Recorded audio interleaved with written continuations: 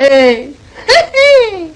انا ما اتاكلش اوانطه، انا اعرف اخد حقي بدراعي.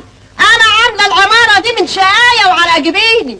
ان ما نزلت بدلك في المزاد كل بدله بنص ريال، ان ما نزلت قمصانك كل 10 قمصان بشيلن، ما بقاش انا دولة بنت ام دولة. وليه بس كده؟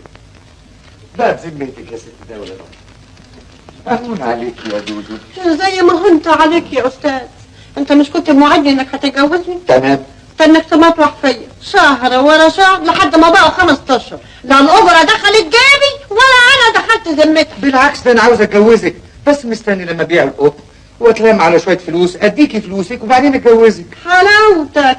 لا اتجوزنا انا في الاول وسيب القطن يظهر على مالك. لا مش ممكن، انا راجل نزيه، مش ممكن اعمل كده. يا سيدي جاب واحد انا راضيه مفيش فرق. يا ستي مش ممكن، ما يمكن تيجي في يوم من الايام تقولي لي انا اشتريتك بفلوسي. يا مدبني يتقطع لساني من لغلوه لو قلت الكلام ده. هو انا ليا فلوس وانت لك فلوس؟ مش المليان يفرغ على الفاضي؟ يا سلام، انت ست رائعه، وعلشان كده خليتيني اشجع واقول لك ايه؟ سلفيني 30 جنيه من عينيا الاتنين يا جوز يلوز. انا اقدر اتاخر؟ ما اقدرش. ادي ايه؟ 10. وادي ايه؟ 10.